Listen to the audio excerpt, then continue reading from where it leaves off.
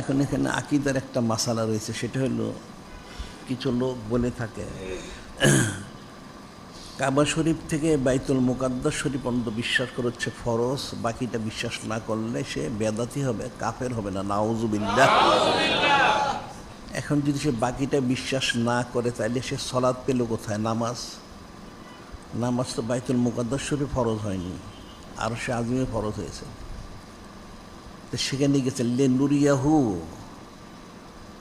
এখন আল্লাহ পাক দেখানোর জন্য নিদর্শন মোবারক, অনেক ব্যাখ্যা। তো সেখানে আরশে আজিমেই সলাত অর্থাৎ নামাজ ফরজ করা হয়েছে। এটা যে বিশ্বাস কেউ না করে সে কাফের হবে, আকীদাটা অশুদ্ধ, নাউজুবিল্লাহ।